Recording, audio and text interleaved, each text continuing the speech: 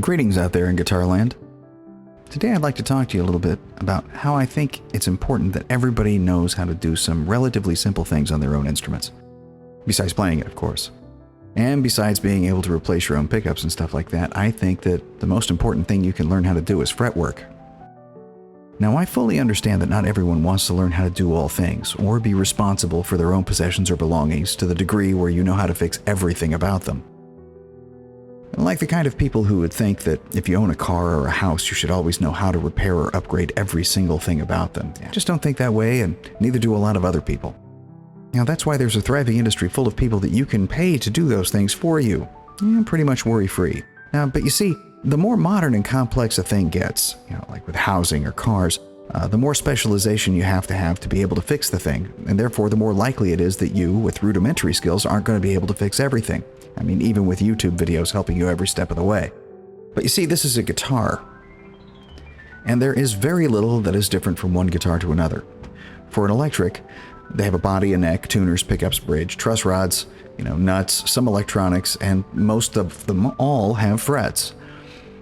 The components are fairly standardized and limited, and given that limited status, I think that it would be a boon to guitar players worldwide if they learned how to do their own fretwork. I can liken it to changing your own strings. The task is pretty straightforward, but some things like this require an investment. To change the strings, you have to buy new strings. See how that works?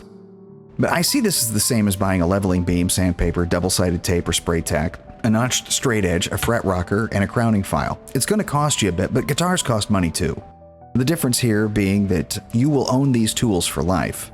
I mean, even if you sell the guitar, you'll still have the tools to be able to fix these things on other people's guitars or, more of your own. But here's the thing, if you buy these from Stu Mac or Philadelphia Luthier Tool, Crimson Guitar in the UK, or maybe Luthier's Mercantile if they still existed, I don't think they do, but they should last longer than you do on this earth. It's literally just an investment. You can consider it a lifetime skill too. It's an investment in your future, that once the initial cost is out of the way, it will provide you with a lifetime of savings. It's like paying for a fret job one time and getting a lifetime supply of fret jobs for free. Just think about that. You will never have to pay for one again. All you have to do is maybe buy a bit more sandpaper here and there, or more tape or spray tack to adhere that stuff onto your leveling beam. It takes an hour of your time. The guitar never leaves your possession. There's no waiting to get it back. It's not going to be gone for a week or two. There's no bill. You've already paid. And it's already done to your standard. It's always done to your standards. So you can be as picky and meticulous as you want to get the results that you want.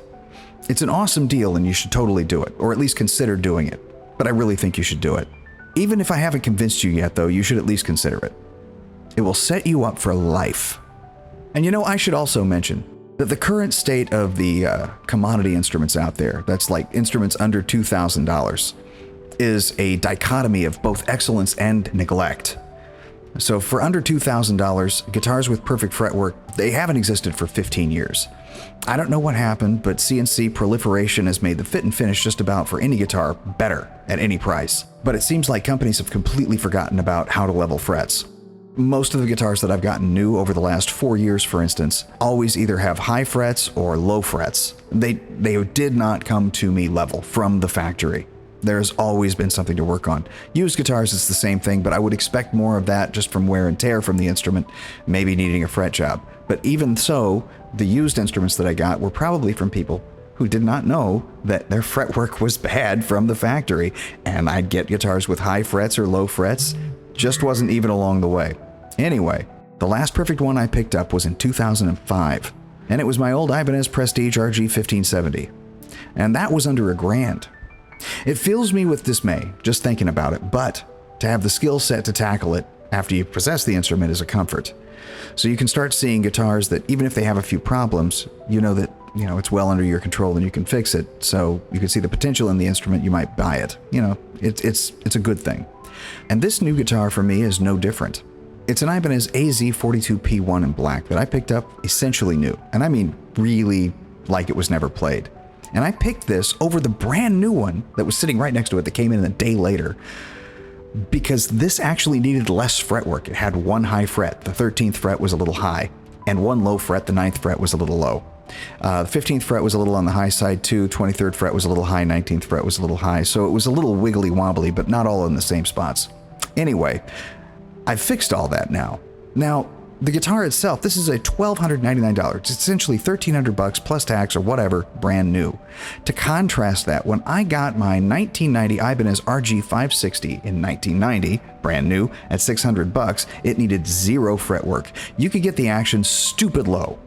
I mean, it was ridiculously low. And it was awesome. Just like this guitar is now. You put in the effort, and it's done. You don't have to pay somebody else to do it, and you don't have to live with high action. It's beautiful. It's a beautiful thing.